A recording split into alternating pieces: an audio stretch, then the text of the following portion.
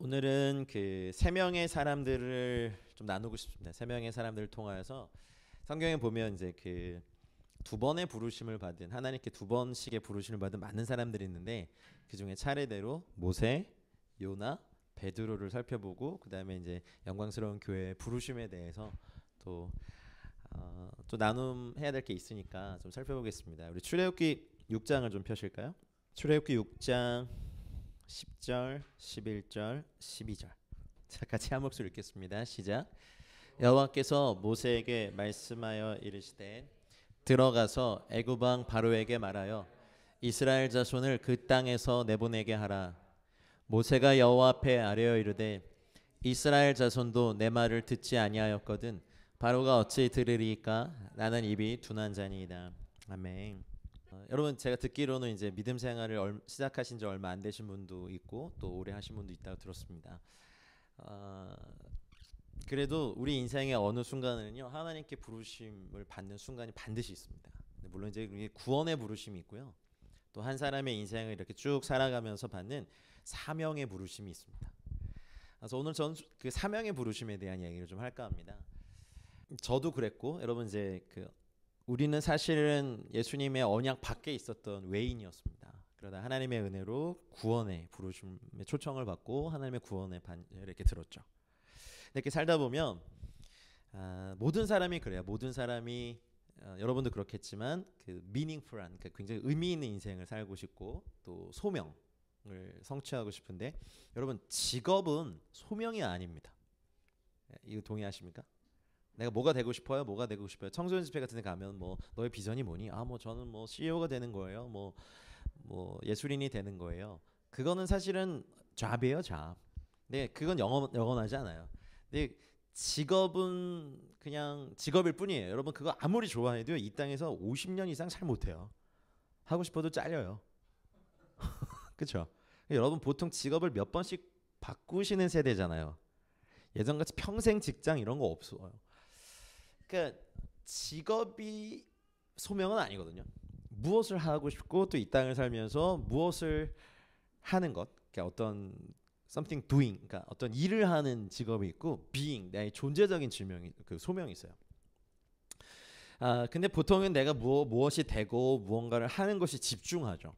그러다 보니까 무슨 일을 하지 않으면 굉장히 이상하게 느껴져요. 여러분 저희 한국은요 이렇게 만나서 막 하다 보면 오랜만이야, 잘 지내, 뭐 그러면 저 되게 바빠요. 그럼 잘 지내는구나 하면서 가더라고요.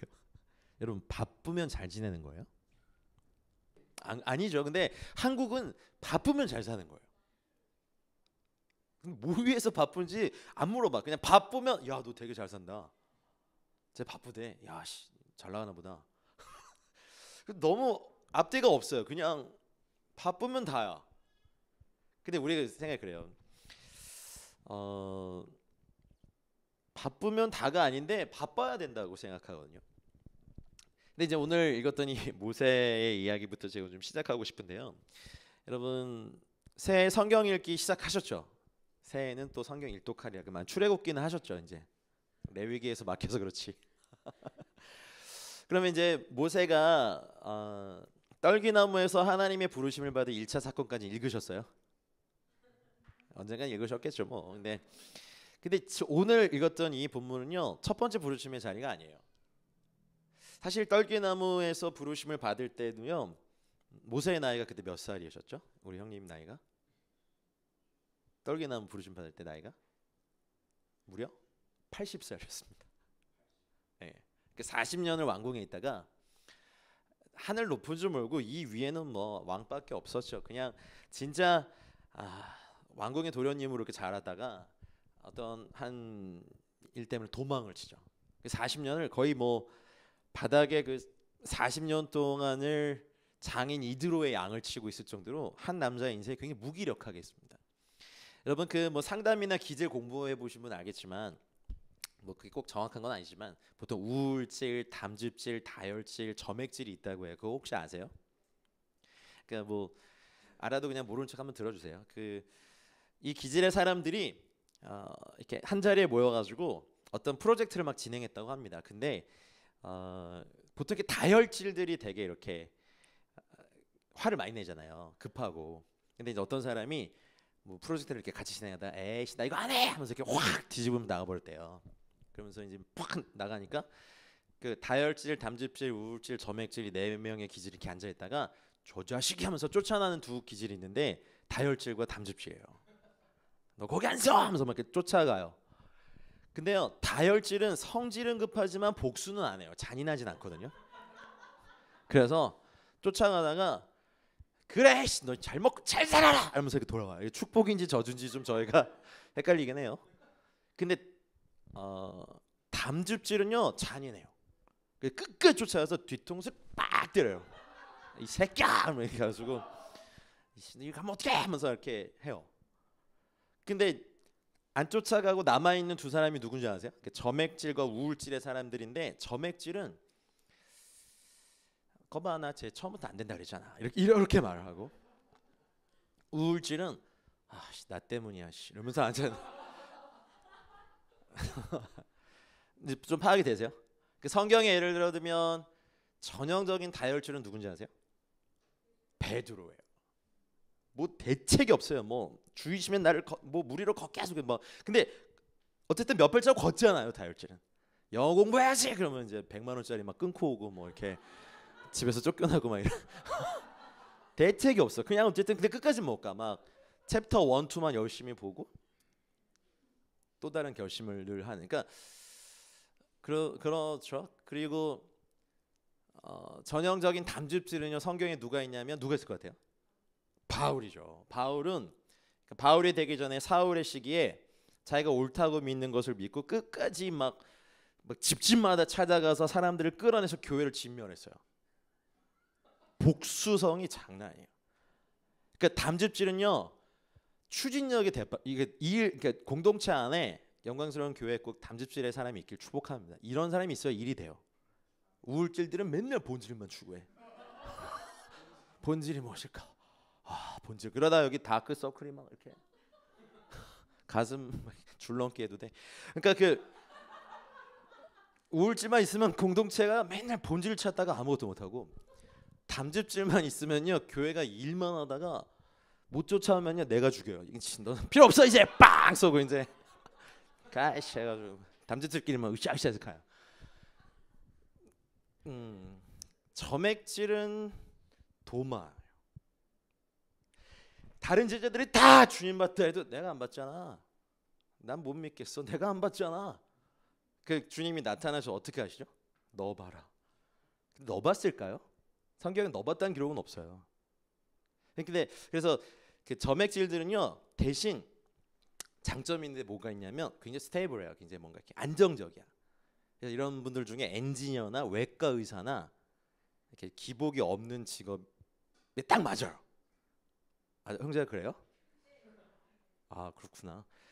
근데요 도마가 우리 매번 의심 많은 도마는 뭐 어쩌고저쩌고 막 주일학교에서도 씹히지만 사실은 도마는 그때 한 번 흔들리고요. 도마의 행전을 이렇게 보면 그 뒤로 굉장히 안정적으로 흔들리고 배교하는 초대교회를 맡고 있었던 게 도마예요. 단지 그 이제 믿음이 갈 때까지가 시간이 오래 걸리는 사람들이지. 남들 다 은혜 받고 있는데 사진 찍으면서 얘는 왜 이렇게 울어 하면서 그냥 하는 사람인 거죠. 하여튼 분석적인 뭐 그런 건 필요해요. 그래서 누가 나왔나? 우울질은 전형적으로 모세예요.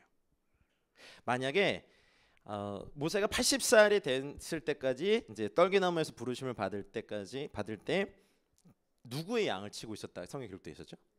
장인 이드로의 양을 치고 있었어요. 바울이 여기 갔으면요 모든 양을 내 걸로 만드는 사람이에요. 바울 같은 사람이 갔으면. 근데 이제 모세가 쓴 시편이 한 편 성경에 기록되어 있는데 모세가 이제 80살 다 돼서 쓰는 게 뭐냐면 인생이 70이요 강건하면 80이지만 그 모든 것이 인생의 수고와 어려움 뿐이다. 무엇이 유익하랴. 그러니까 맨날 이상주의자인 거예요. 이 우울질들은. 그래서 이 기준이 되게 높고 이상적이지 않으면 가치 없어. 쓸데없어. 이렇게 해가지고 다 놔버려요. 그래서 교회에 이상주의자들만 많으면 뭔가 일이 안 돼요.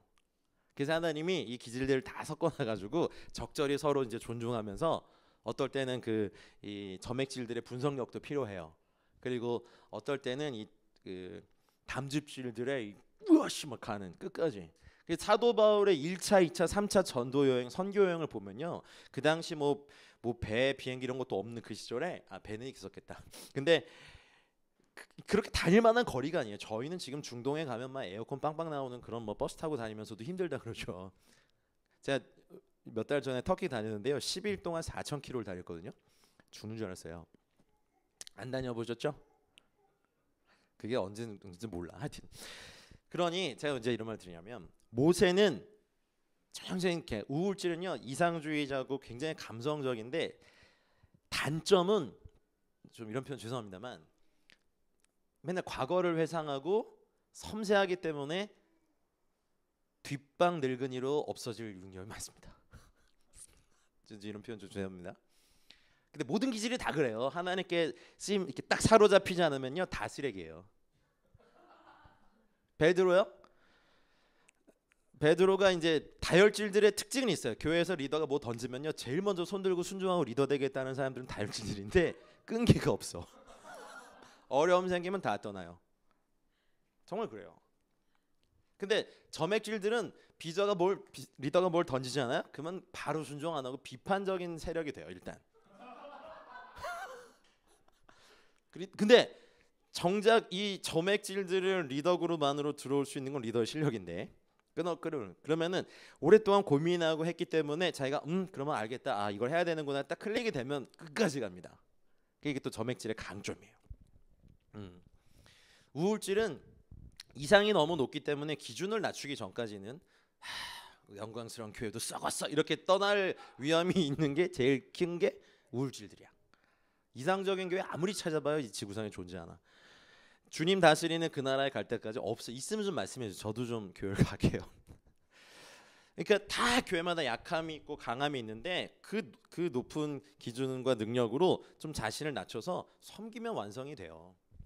그래서 이제 다혈질 청년 저도 보면 이렇게 교인들 중에 다혈질 목사님 저 피아노 좀 칩니다. 다혈질 성도님이 그런 것과 우울질 기질의 성도님 저 피아노 조금밖에 못 치는데 이렇게 시켜보면 다혈질은 바이엘 이런 거 치면서 자기 잘 친대. 내가 좀 치죠 막. 우울질 저 잘 못 치는데 쇼팽 막 이런 거 즉흥 완성하고 뭐 달라요. 근데 모든 기질의 사람들이 각자 다 약점이 있어요. 우울질의 기질은 하도 이상이 높다 보니까 적절히 이 기준을 낮춰서 자기를 헌신하는 데 약점이 있다 보니 모세 보세요. 벌써 두 번째 부르심이에요. 바로 여기 들어가라. 근데 다시 10절 좀 보여주겠어요? 모세에게 말씀하여 이르시되 11절 들어가서 이제 여기서부터 걸리는 거죠. 왜냐하면 섬세하거든요 우울질. 그래서 애굽왕 바로에게 말하여 이스라엘 자손을 그 땅에서 내보내게라. 주님의 엄중한 말씀이 있습니다. 사도 바울에게 이거 말씀하셨으면 바울은 바로 들어가서 지팡이로 바로를 두들겨 패들어도록 내 백성 내놔 할 거야. 근데 12절 보여주세요. 모세가 여호와 앞에 아뢰어 이르되 이스라엘 자손은 내 말 듣지 않아. 어떻게든 이걸 붙여. 바로가 어찌 들으리까 나는 입이 둔한 자입니다.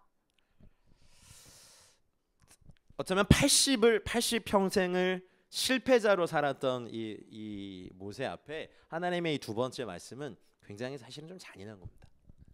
그리고 이미 한번 말했더니만 하나님이 지팡이를 손에 쥐고 이제 가서 말을 했는데 오히려 내보내기는커녕 사람들의 노동을 막 더 심하게 해버렸잖아요. 그러니까 그 아픔이 지금 있는 거야.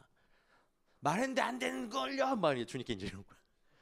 주님 교회 개척하라고 해서 개척했는데 다 찌질이고 막 이러면서 막 주님 보시다 야 네가 제일 왕찌질이다 뭐 하실 수 있는 이런 뭐 아니면 뭐 이렇게 또라이 뭐 이러면서 어유 막 이런 어떻게든 우리는 이걸 찾아요. 난 입이 둔한 자입니다. 근데요 그 떨기나무 앞에서도 모세가 대들었거든요. 네 내가 여기 있사오니 나를 보내소서 안 그랬어요. 근데 떨기나무 앞에서는 주님이 막 설득하시고 손 넣어봐라 뭐 지팡이 던져봐라 하면서 막 설득하셨는데 이 두 번째 부르심 앞에서는 설득은 무슨 바로 그냥 아론 딱 등장시키면서 아론에게 말해서 너와 같이 대변자로 해서 인도하여 내게 할 것이다 라고 말하죠. 근데 출애굽 6장을 보면요 14절부터 25절까지 말씀이요 갑자기 이상한 게 하나 이게 삽입이 돼요. 출애굽 6장에 보면 이제 이 족보가 나와요. 여러분 이거 좀 잘 보세요. 이렇게 출애굽기 읽다 보면 갑자기 이게 왜 이 족보가 여기서 등장해야 할까 이제 이런. 왜냐하면 지금 두 번째 부르심을 하는 굉장히 좀 심각한 장면이거든요. 바로에게 다시 들어가서 내 백성을 내놔라 해라라고 해서 저 입이 둔합니다라고 했는데 여호와께서 모세와 이제 설득 안 해. 13절에 보니까 모세와 아론에게 말씀하사 그들로 이스라엘 자손과 애굽 왕 바로에게 명령을 전하고 이스라엘 자손을 애굽 땅에서 인도하여 내게 하시니라 하면서 바로 14절부터 조상들을 쭉 얘기하는 이 이상한 구조가 뭘까 이런 생각이에요.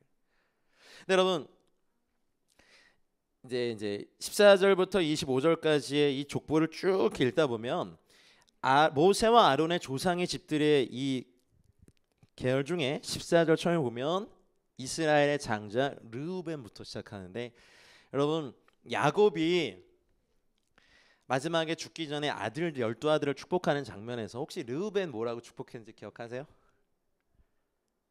내 아들 장자 르우벤 너야. 너는 장자이고 나의 기력의 시작이다마는 너는 나 아버지의 침상을 그러니까 아버지의 첩과 여자와 동침한 페류나예요. 그래서 축복하지 않아요 르우벤은. 근데 모세와 아론을 딱 얘기하면서 두 번째 부르심할 때 야 봐라 니네 조상 르우벤 갑자기 출애굽기 6장에 이게 딱 삽입이 되는 이런 이상한 성경이 근데 이 모든 것이 하나님의 배려입니다. 한번 보세요. 근데 르우벤이 아들들이 쭉 나오다가 15절에 보면 시므온의 아들들은 여무엘과 야민과 오핫과 야긴과 소알과 누구? 가나안 여인의 아들 사울이니. 시므온은 어때요? 시므온하고 또 그다음 보면 16절에 보면 레위의 아들들이 나오는데 그러면 르우벤, 시므온, 레위 뭔가 좀 통하는 특징이 하나 있어요. 치욕스러운 이름이에요. 시므온과 레위는 살인자예요. 물론 이제 자기 여동생 디나가 그 하몰 세겜 땅의 사람에게 추장에게 이제 성폭행을 강간을 당했을 때 이제 뭐 할례를 하게 하고 남자들이 힘을 못 쓸 때 칼을 들고 가서 그 땅의 사람들 다 죽여버린 잔혹한 시므온과 레위. 그러니까 르벤, 시므온, 레위의 이 족보를 쭉 하시는 이 하나님의 어떻게 보면 잔인함. 지금 두 번째 부르심 앞에서 난 입이 둔합니다. 다시 보내지 마십시오라고 하고 있는데 갑자기 족보가 쭉 나오면서 그것도 막 자랑스러운 조상이 아니야. 여러분 조상님들 중에 좀 자랑스러운 분들 많이 계세요? 물론 우리는 믿음의 조상 아브라함 형님이 계시지만 너무 멀잖아, 그죠? 예, 저도 나름 전주희 씨 도전공파 왕족의 후손입니다. 41대 손인데 옛날에 용의 눈물 이런데 저희 조상님들 막 나오고 그랬어요. 근데 별로 뭐 이렇게 조상 중에 좀 자랑스러운 분들이 있는데 하나님 굳이 르우벤 아버지의 침상을 범했던 페류나 아들 시므온과 레위 살인자로서 수많은 사람들의 피를 흘린 이 잔혹한 칼의 소유자들이 이름이 나오면서 20절을 보실까? 20절 한번 띄워주실래요? 이거 한번 읽어주세요. 시작. 아므람은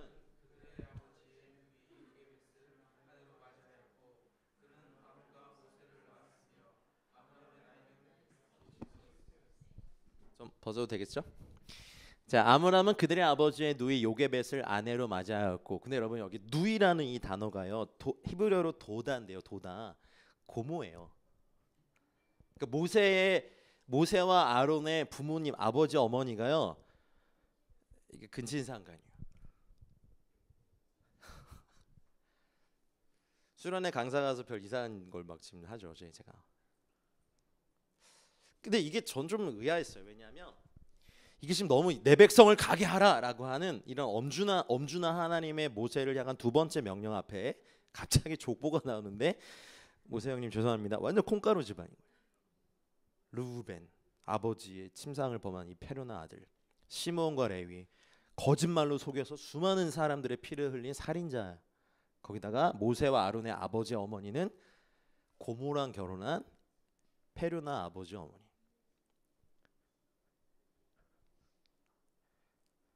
왜 의도적으로 이걸 등장시켰을까요? 모세와 아론의 가문이 막 자랑스럽게 쫙 내려오는 그런 것도 아니라 이 수치스러운 이름들을 왜 하나님은 굳이 그럼 전혀 어울릴 것 같지 않은 이 출애굽의 사건의 앞에 또 두 번째 부르심 앞에 이걸 놓았을까요? 모세의 가문은요 수치스러운 가문이었어요. 근데 25절까지 쭉 이렇게 나오면서 25절 한번 띄워줄래요? 아론의 아들 엘르아살은 뭐 이렇게 부디엘의 딸 중에서 아내를 맞이하였고 그는 빅느하스를 낳았으며 이들은 레위 사람의 조상을 따라 가족의 어른들이라 되었고 26절 이거 같이 읽어볼게요. 자 시작. 이스라엘 자손을 그들의 군대대로 애굽 땅에서 인도하라 하신 여호와의 명령을 받은 자는 이 아론과 모세요. 너희들이 잘나서도 아니고 모세와 아론을 통하여서 향하여서 주님이 그러시는 거죠.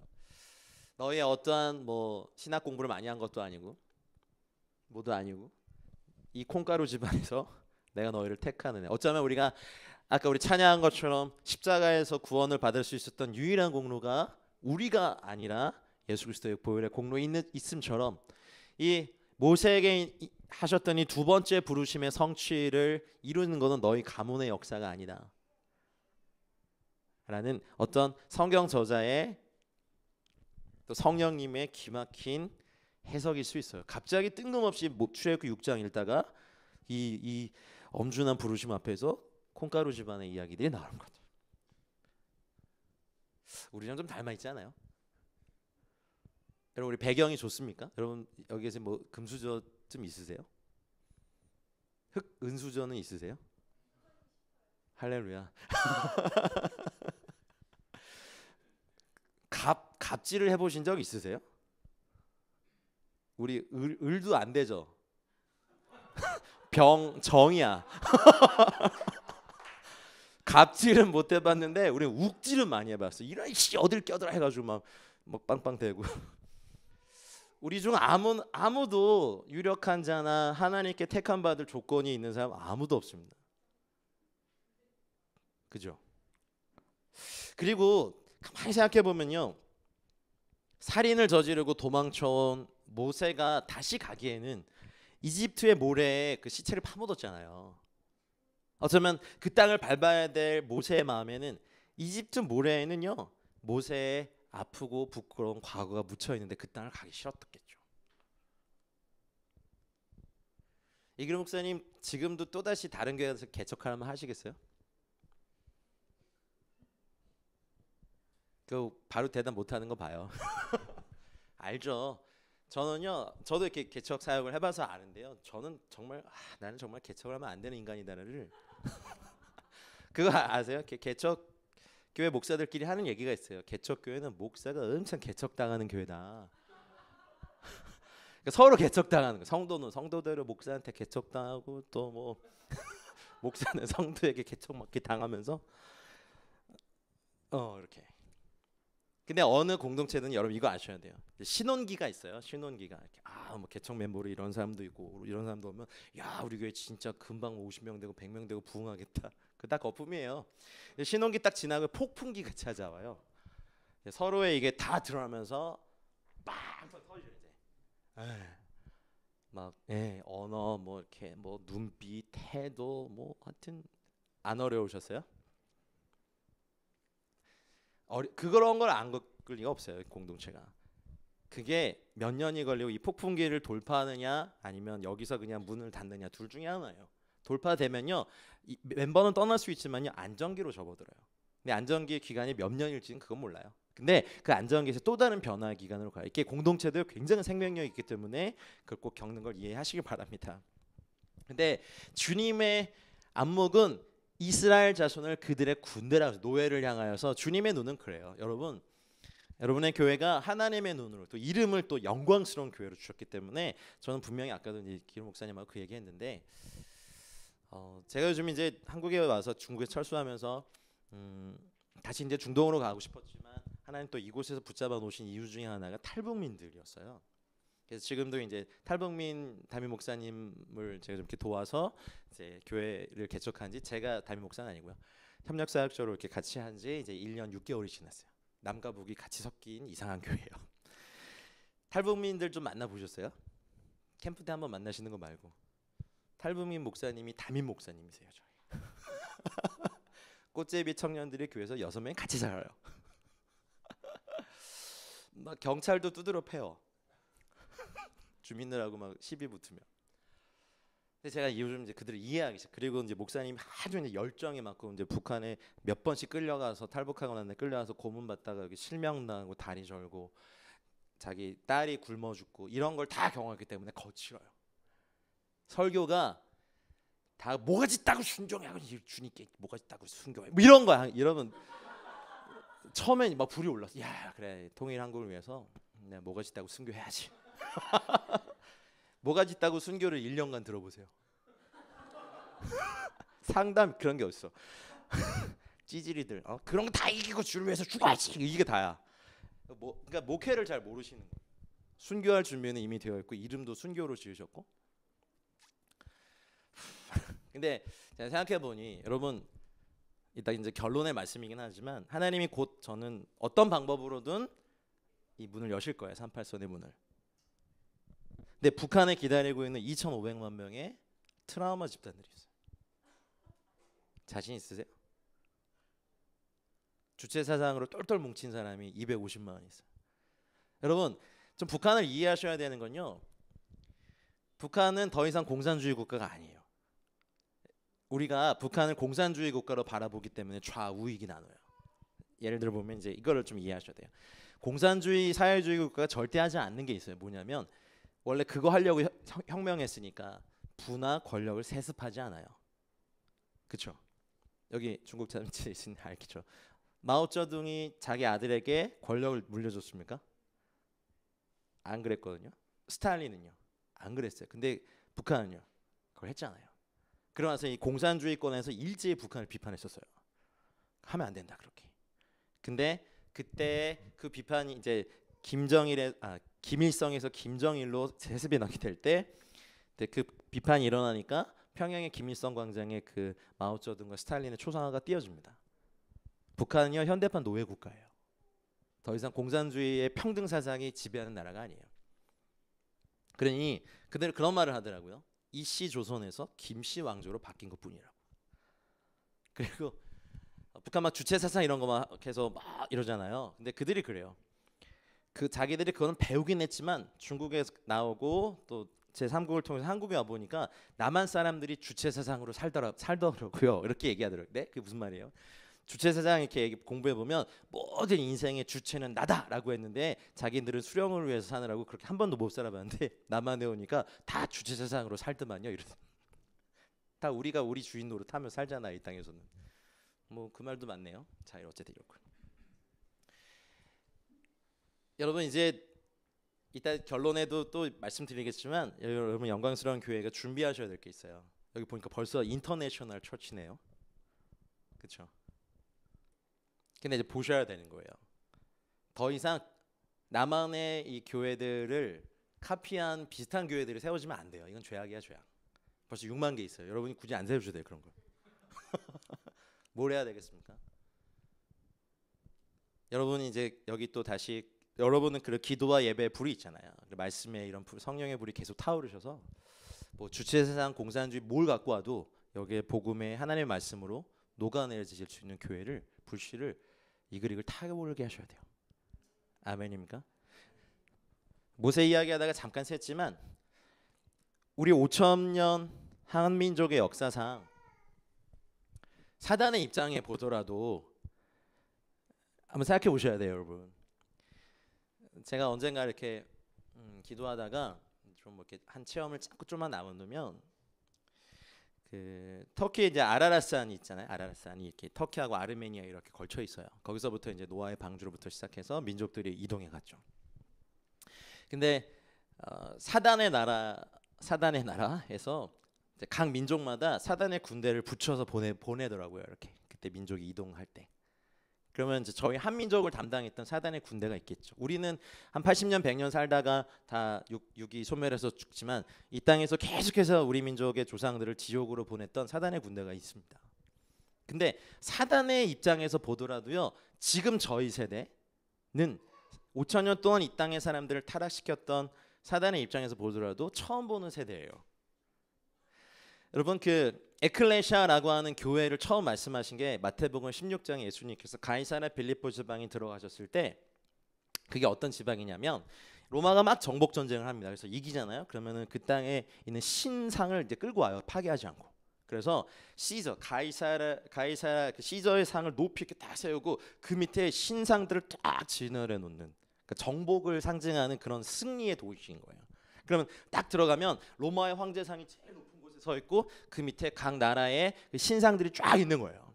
그러면 그 신상들 앞에서 예수님과 어리버리 12명의 제자들 딱 앞에 놓고 예수님이 이제 시각교 딱 서셔가지고 물으시는 거야. 야, 사람들이 날 누구라고 하냐? 뭐 세례 요한 엘리야 누구라고 합니다. 정답이 아니었으니까 또 물어보시죠. 그럼 너희는 나를 누구라고 하냐 했을 때 뭐라고 했습니까? 베드로가? 크게 말씀해 주세요. 맞아요. 아멘. 근데 이 말을 했죠. 그러니까 베드로 형님이 홈런을 한번 치셨어요.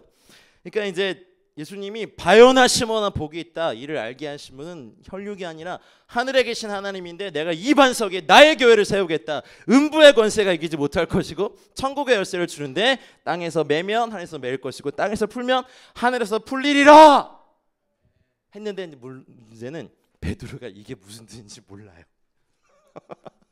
왜냐하면 에클레시아 교회라는 단어를 그때 딱 한 번 쓰시고 절대 안 쓰셨어요. 그러면 마귀의 입장에서도 보면 창세기 3장 15절에 여자의 후손이 와서 너의 머리를 밟을 것이라는 이 말씀 붙잡고 도대체 여자의 후손이 누군지 막 고민하다가 가장 유력한 메시아인 예수를 딱 발견하고 예슈아를 발견하고 일거수일투족을 감시했겠죠. 사단의 나라의 입장에서도. 근데 막 이렇게 적고 있는데 갑자기 그 가이사랴 빌립보 지방에 가가지고 이 신상들 앞에서 교회를 세우리니 교회가 뭐지? 막 적고 있는데 음부의 권세가 이기지 못할 것이다. The gate of hell. 그러니까 지옥의 이 무기가 널 이기지 못할 것이다라고 해서 깜짝 놀래요. 그게 뭔데? 근데 계속하는 게 어마어마한 말씀을 하세요. 음부의 권세 이기지 못할 것이다. 천국의 열쇠를 네가 너에게 주는데 땅에서 매면 하늘에서 매일 것이고 땅에서 풀면 하늘에서 풀리리라. 비상이 걸린 거야. 사단의 나라에. 왜냐하면 사단은 수천 년 동안 인류 역사의 그 오랜 기간 동안 수많은 사람들을 질병으로 서로 죽이게 만들고 막 범죄로 막 하여튼 마음대로 해서 왕노로 다 있어요. 근데 하느님 나라의 왕이신 예수님이 딱 오셔가지고 전쟁을 선포하신 거잖아요. 막 귀신을 내어쫓고 병자를 내어쫓고 교회를 세운다는데 이게 뭐지? 이제 이런 거죠. 그래서 그날 밤에 한번 가상을 해봅시다. 사단의 나라에서 이제 비상이 걸렸잖아요. 그래갖고 막 사단의 막 장군들이 다 모였어. 사단의 나라의 장군. 아이씨 바쁜데 부르고 지랄이야 하면서 왔어 막. 뭔데 이씨 빨리 말해봐 이씨 나저 민족 타락시키는 거 바빠 이씨 해가지고 왔어요. 근데 이제 막 보고를 해요. 막 그 저기 오늘 우리 원수 예수가 죄송합니다. 뭐 교회를 세우는데 음부의 권세가 이기지 못한답니다. 뭐 이제 사단들이 난리가 난 거예요. 교회가 뭔데? 근데 문제는 말입니다. 제가 그게 뭔지 모르겠어요. 저는 병신 새끼 빨리 가서 와. 안 그랬겠어요? 사단 나라에서 교회란 단어를 처음 들어봤는데. 아니 그러니까 사단의 나라 왕국에서도 비상이 걸린 거예요. 아니 이게 뭔데 천국의 열쇠들을 갖는 거예요. 그게 한글 성경에는 천국의 열쇠라고 되어 있지만 영어 성경을 봐도 더 Keys of Kingdom of Heaven이에요. 헬라어 성경을 봐도 열쇠들이에요. 열쇠들 복수형. 마치 그래서 이제 그날 밤에 아까 그 스파이가 이제 제자들의 그 숙소를 몰래 와서 염탐을 합니다. 이 가상입니다. 이렇게 귀를 기울여 보니까 베드로가 이제 곰곰이 생각에 잠겼어요. 그러다가 야 야고바, 네 형님, 있잖아 아까 예수님이 교회를 세우겠다 하셨는데 뭔가 엄청난 것 같은데 너 뭔지 아냐 그거? 형님 저도 잘 모르겠는데요. 요한아, 네, 너는 알아? 그래도 아까부터 제가 이거 생각하고 있었는데 잘 모르겠습니다. 이게 성전인가? 성전은 저기 있는데요, 헤롯 성전. 그럼 이게 성막인가? 그럼 성막이라고 하셨겠죠. 아 모르겠네. 이렇게 글쩍글쩍하고 있어요. 근데 예수님이 나중에 설명해 주시지 않을까요? 그래 그럼 그냥 자자 했더니 이제 마귀는 그냥 자면 안 돼 막 이렇게 알려줘 막 풀어야 돼 이거를. 여러분 옛날 영화 한국 영화 중에 황산벌이라는 영화 본 적 있으세요? 와닿으시죠? 신라랑 백제랑 마지막 그 황산벌 전투할 때 김유신 장군이 막 5만 명 군대 이렇게 끌고 갔는데 5천 명의 결사대로 백제의 마지막을 장식했던. 근데 좀 코믹하게 만든 영화인데 욕이 좀 많이 나와서 그렇지 하여튼 재밌긴 해요, 그렇죠? 그거 보면 씻는 기도 엄청 해야 돼, 그렇죠? 근데 이제 거기 보면 이제 그런 장면이 나와요. 신라군이 백제군 진영에 스파이 이렇게 보내요. 그래갖고 이제 전라도 전라도 방언을 쓰는 백제군 군사들이 회의를 합니다. 이제 마지막 결사되니까 자기 가족들 다 죽이고 이제 백제 견훤 장군이 이번 장군 이번 전투에 우리 백제군의 거시기는 거시기 혈때까지 거시기 여부는 것이요. 이렇게 얘기했어요. 그러니까 이번 전쟁의 거시기 우리 군의 거시기는 거시기 혈때까지 거시기 혀는 것이다. 딱 듣고 이제 신라군 진영에 가서 여러분처럼 이제 경상도 사투리 쓴 여기 진영에서 백제군이 이렇게 얘기했습니다. 이번 전쟁의 거시기는 거시기 혈때까지 거시기 여부는 것입니다. 그러니까 이제 신라군에서 난리가 난 거야. 김유신 장군이 네 저 거시기 정체 알 때까지 전쟁 못 한다 이렇게 얘기하는 거예요. 근데 암호 해독관이 딱 나와요. 이번 전쟁에 우리 백제군의 거시기는 첫 번째 거시기는 전략인 것 같습니다. 이렇게 얘기해요. 오 맞아. 근데 이제 두 번째부터 막힌 거야. 거시기 혈때까지 거시기 여부는 이거 모르겠습니다. 역시 안 웃으시는군요. 경상도 이럴 줄 알았어 내가. 그러니까 이거 생각해 보세요. 이제 하도 졸려하시길래 사단의 나라의 입장에서 교회는 거시기였다고요. 우리야 태어났을 때부터 뭐 교회마다 동네마다 교회 다 있었고, 그죠? 뭐 장로교회, 감리교회, 뭐 순복음교회, 침례교회, 뭐 영광스러운 교회, 교회 들어서 아는데 처음 듣는 이들에게 뭔가 교회가 어마어마한데 풀리지 않은 비밀이었다고요. 이거 언제 풀으셨습니까? 예수님 십자가에 죽으셔 돌아가실 때까지 안 풀으셨어요. 그리고 나서 성령님이 오시면서 마치 아담의 옆구리에서 신부된 하와가 탄생한 것처럼 예수님의 옆구리에서 피와 물을 쏟으시면서 교회를 탄생시켰단 말이에요. 그러니까 교회는 2000년 너무 당황했어요. 사단의 입장에서도 자기가 수천 년 동안 사람들을 막 타락시켜 왔는데 성령이 임하시고 난 다음에 성도들, 교회된 성도들이요 귀신을 내어쫓고 병자를 고치고 3,000명씩 회개시키는 일들이 사도행전에서 막 쏟아져 났다고요. 거시기의 정체, 교회의 정체, 에클레시아의 정체가 이때 풀렸어요. 비상인 거예요. 사단의 나라에서도요 이런 인류를 처음 본 거예요. 그렇죠? 구약에서 하나님의 신이 위에 임했지 안에 임한 적은 없거든요. 영감을 밖에서 받은 거예요. 왜냐하면 아직 십자가 사건이 이루어지지 않았기 때문에 성령님이 이 안에 오실 수가 없었어요. 근데 여러분 사단은 전직 천사였잖아요. 그러니 하늘의 영광을 알아야 몰라요. 하나님의 영광을 알아야 몰라요. 근데 그 영광스러운 분이 이 더러운 인간들 뭐 좀 밥 많이 먹고 이렇게 변비 많아가지고 이렇게 대장에 똥 많이 차 있는 저 인간들 이렇게 봤을 때 며칠 안 씻으면 막 입에서 막 똥 냄새 나고 막 이런 전들 봤을 때 도대체 저 더러운 인간에게 그 거룩하신 성령님이 들어오실 거라고 상상이나 했겠냐고요. 하나님의 신을 만민에게 부어주리니 했을 때 사단의 이해는 그냥 밖에서 이렇게 뭐 영감을 주시는 정도겠지 사람들 안에 성령이 들어와서 뭐 이걸 하겠나 싶었는데 거시기의 정체가 교회의 정체가 이런 거는 이제 예배당이죠. 우리가 모여서 드리는 교회인 하나님의 성도들이 모여서 예배드리는 곳이고 하나님의 말씀과 성령이 충만한 사람들이 예수님이 하셨던 일보다 더 큰 일을 해버리네요. 그래서 당황한 사단이요 인류의 그 당시에 최강 대국이었던 로마의 권력자들을 막 충동질해서요 어마어마한 핍박을 가합니다. 로마 그 네로 같은 사람은 지가 로마에 막 불질러 놓고 이 두 명 다 누구한테 씌웠어요? 크리스찬들한테 했다 그래가지고 어마어마하게 잡혀 죽잖아요. 그래서 로마의 1차부터 10차 대박해가 로마 그 초대교회 순교사를 읽어보면 정말 눈물 없이 읽을 수 없을 정도예요. 그러니 여러분 교회는요 주님이 이 마지막 때 예배하신 비밀병기 중에 비밀병기예요. 빨리 아멘 해주세요.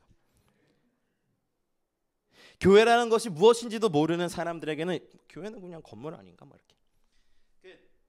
좀 기회가 있어서 얼마 전에 그 귀순한 태영호 공사님하고 이제 자주 만나서 얘기를 할 기회가 있는데 그런 얘기를 하시더라고요. 이분은 기독교는 아닌데 전도하려고 저는 기도하고 있는데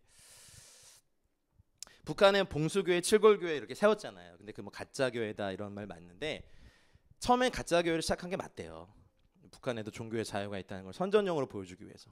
그런데 하여튼 뭐 이렇게 예배를 드려야 되니까 도대체 여기 신도들을 누굴 앉혀야 되냐. 근데 일요일이니까 평양 말고는 어디 뭐 버스를 다니는 것도 없고 하니까 평양에서도 굉장히 당성이 충만한 사람들을 골수들을 골라서 앉혀놨대요. 그러니까 처음엔 투덜대가지고 왜 놔야 되냐고 막 했는데 막 출석 부를 정도로.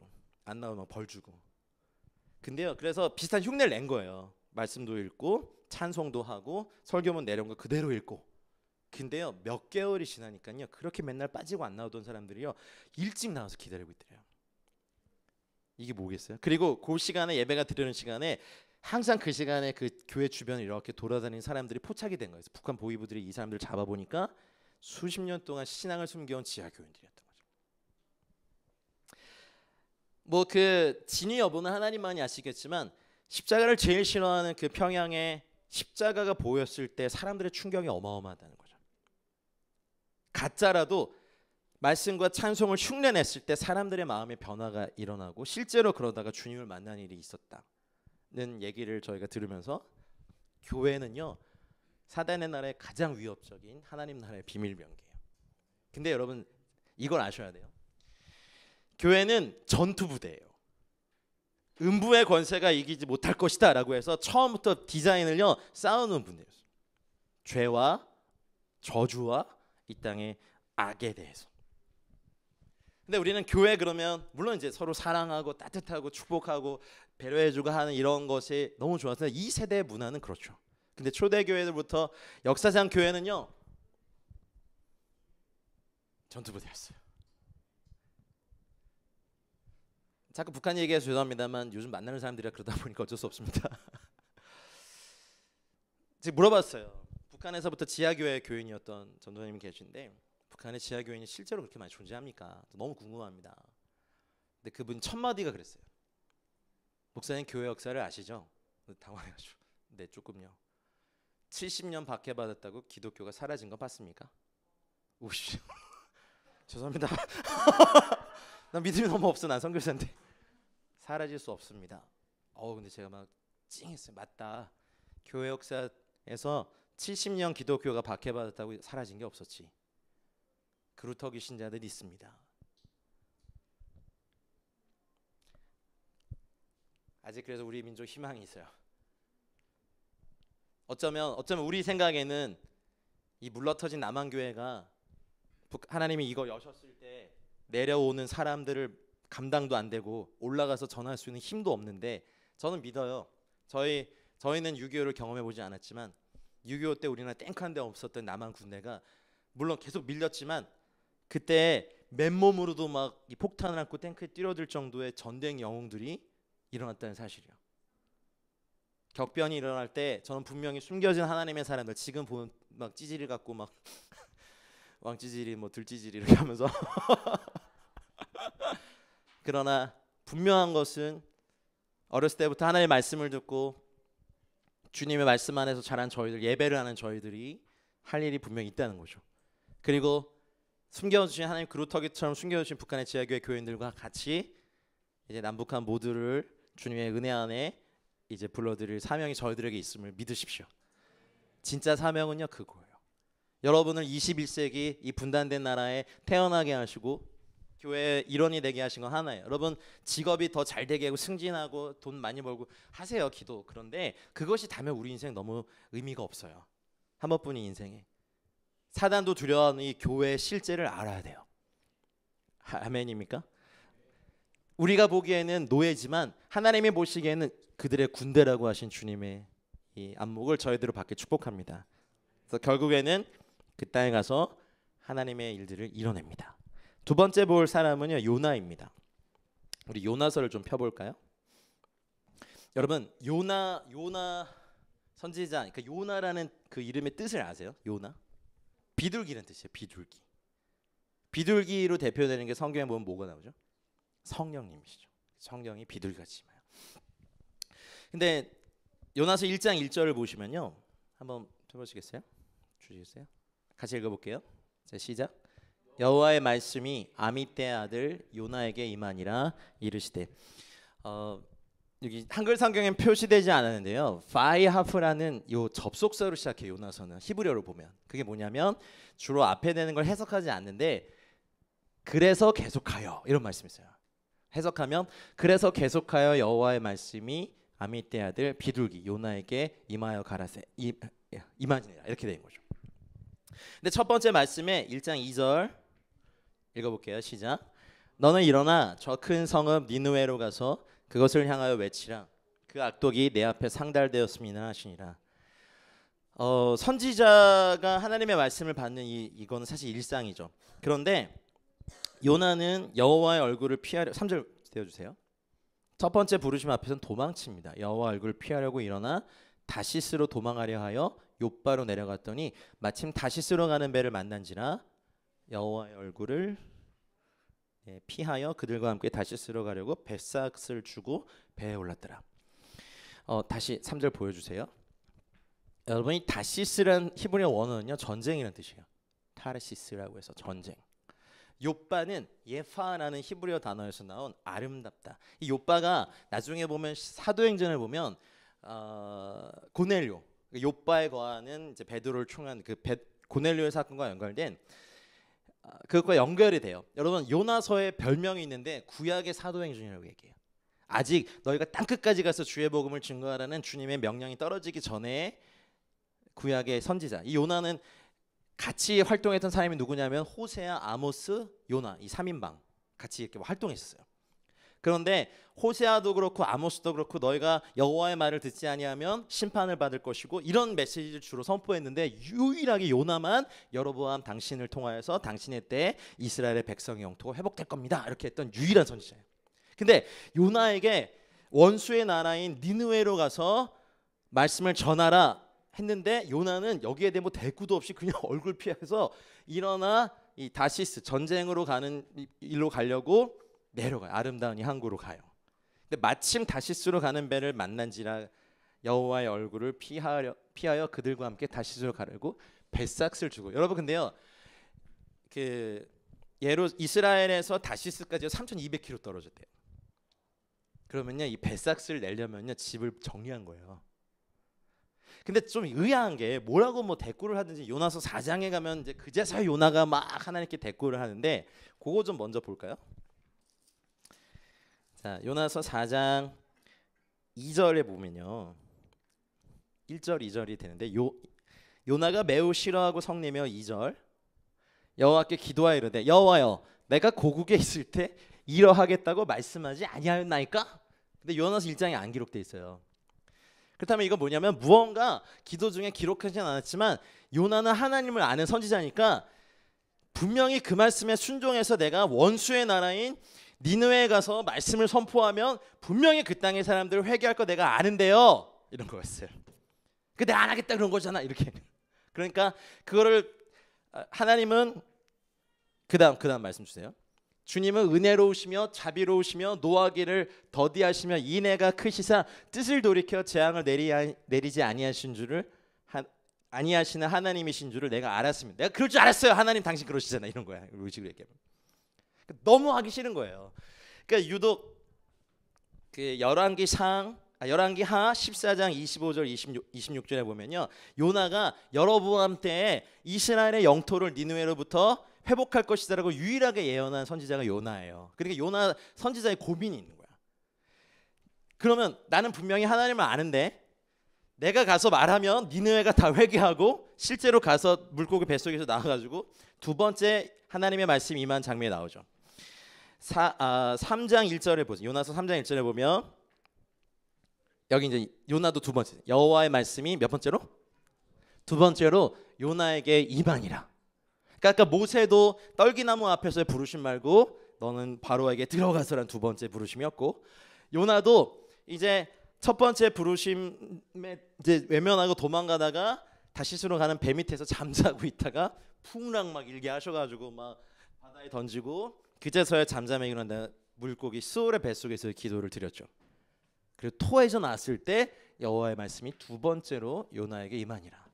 요나도 두 번째 말씀. 그래서 요나는 두 번째 말씀이 임했을 때 갑니다. 성읍으로 가서 사흘 동안 걸을 만큼 하나님 앞에 굉장히 큰 성읍으로 가서 외칩니다. 3장 4절 한번 펴보시겠어요? 40일이 지나면 니느웨가 무너지리라 했는데 저 무너지리라는 하파크라는 히브리어 동사가 있어요. 무너지리라는 이 동사는요 바뀌리라는 뜻이에요. 언어적으로 보면요. 그렇다면 이거 굉장히 예언적인 말씀이죠. 니느웨가 망해야 자기가 그동안 했던 여로보암 왕 때 이스라엘의 영토를 회복하겠다는 말씀이 성취될 건데 하여튼 굉장히 성의 없게 하긴 했어요. 하루 딱 했는데 온 니느웨가 금식을 하며 회개하는데 문제는 보통 물도 먹지 않는 금식을 하는데 아무리 그래도 보통 사람이 금식하지 소나 양까지 금식시키지 않아요. 그리고 굵은 베옷을 짐승들에게도 입혀요. 어마어마한 회개가 니느웨 사람들에게 임합니다. 그러니까 나중에 요나가 매우 싫어해서 여호와께 막 화내죠. 내 이럴 줄 알았어요. 막 이렇게 하면서 막 화내 요나가. 그리고 4장 3절 한번 띄워주시겠어요? 그리고 또 이제 괴로워서 이걸 얘기합니다. 4장 3절. 여호와여 원하건대 이제 내 생명을 거두어 가소서. 사는 것보다 죽는 것이 내게 나음이니이다. 여러분 두 번째 부르심에 순종한다고 해서 평탄하지 않습니다. 어쩌면 여기 영광스러운 교회 2기 사역 두 번째 부르심에 순종해서 했지만 여전히 우리는 이거를 고백하고 있습니다. 그렇죠? 모세가 두 번째 부르심에 순종해서 가서 이제 10가지 재앙했지만 10가지 재앙을 여러분 순식간에 한 게 아니라 마치 그게 9개월 동안 일어난 사건이거든요. 그러니까 9개월 동안 되게 괴롭겠죠. 나중에 보면 뭐 당신의 백성이 타락했습니다. 네 백성이 타락했다. 주님과 막 밀당해요. 모세도. 그러다가 나중에 이제 모세가 정말 40년을 이 사람들 끌면서 주님 내 이름을 생명책에서 지우셔도 좋으니까 이스라엘 백성에 진노하지 마십시오. 이렇게 바뀌잖아요. 40년 걸립니다. 어쨌든 요나가 그렇게 선포한 다음에 온 니느웨가 회개하고 이제 막 여호와께 막 항의하고 분내니까 4장 4절에 여호와께 이르시되 네가 성내는 것이 옳아. 아빠랑 아들이랑 싸우는 것 같아, 그죠? 아니면 엄마랑 딸이랑 네가 재밌게 하는 게 맞아, 막 이런 것 같아. 그러니까 박넝쿨 사건 막 일으키시고 뭐 이렇게 뜨거운 햇빛 막 이렇게 하다가 결국에는 주님께서 그러시죠. 9절을 한번 펴보세요. 9절. 하나님이 요나에게 이르시되 네가 이 박넝쿨로 말미암아 성내는 것은 어찌 오르냐 하시니 그가 대답하되 아직 자아가 안 죽었어. 내가 성내어 죽기까지 할지라도 오릅니다. 죽이십시오 나를. 저도 많이 그랬어요. 두 번째 부르심에 순종한다고 해서 아직 자아가 뭐 바로 처리되진 않아요. 네, 4장 10절 11절에 이제 설명하시죠. 야, 네가 재배도 안 한 하룻밤에 났다 하룻밤에 말라버린 이 박넝쿨도 내가 아꼈는데 11절에 보면 하물며 이 큰 성읍 니느웨에는 좌우를 분별하지 못하는 자가 12만 명이고 가축도 많이 있나니 내가 어찌 아끼지 아니하겠느냐. 이걸로 그냥 요나서는 끝나요. 여러분 마태복음 12장 39절 마태복음 16장 4절 누가복음에 예수님이 하신 말씀에 이 악한 세대가 표적을 구하나 무슨 표적밖에 보여줄 게 없다? 요나의 표적밖에. 그러면 요나의 표적이 뭐길래? 요나가 물고기한테 삼켜서 이제 2장에 보면 스올의 뱃속과 같은 그 물고기의 그 깊은 그 어둠 속에서 드린 기도가 쭉 나오죠. 거기에 보면 물고기가 밤낮 3일을 물고기 뱃속에 요나가 있었다라고 하신 그 말씀은 예수님께서 십자가에서 죽으심으로 밤낮 3일을 꽉 채워서 죽음의 자리에 있었던 부활 전에 십자가에서 부활의 간격의 3일을 의미합니다. 여러분 공동체에도요 아마 이 과정을 겪으셨으리라 믿습니다. 또 겪고 계시는 줄도 모르겠습니다. 각 개인도요 이런 게 있어요. 근데요 밤낮 3일을 꽉 채우기 전까지 물고기는 절대로 여러분을 토해내지 않습니다. 좀 잔인하죠. 그래서 예수님이 요나의 표적 말씀하신 거예요. 이 악하고 음란한 세대가 표적을 구하지만 내가 요나의 표적밖에. 인자가 십자가에서 죽어서 밤낮 3일을 음부에 들어가.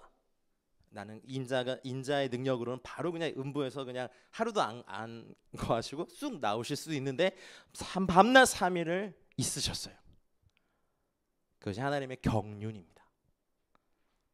그리고 나서 토에서 나오고 니느웨 어쩌면 구약에서 신약에서 이방인들이 돌아오는 건 익숙해요. 근데 갑자기 구약 소선지서 중에 하나의 요나가 근데 비둘기로 대표되는 성령님으로 대표되는 요나가 이방인에게 복음을 전하고 돌아왔던 니느웨 12만 명을 구원하고 가축도 구원했던 이 사건은 이제 십자가 사건과 성령님이 십자가와 죽음과 성령님으로 대표된 요나의 이 사역이 합쳐져서 수많은 사람들이 주 앞에 돌아올 것을 예표하신 거죠. 그래서 예수님이 요나의 표적밖에는 십자가와의 죽음과 이제 이것을 믿는 모든 사람에게 구원을 받는 이 이방인의 어마어마한 구원이 있을 것밖에 없다라고 말씀하셨습니다.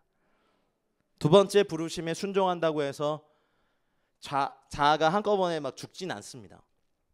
그러나 그럴수록 우리가 믿음의 고백을 하며 십자가를 선택하고 십자가를 통과하여 성령님과 함께 사역하는 여러분의 교회 되시길 주님 축복합니다. 할렐루야. 그러니까 요나는 이게 싫었어요. 나는 분명히 하나님을 여러분 그 당시 선지자는 얼마나 하나님을 알고 친밀해요.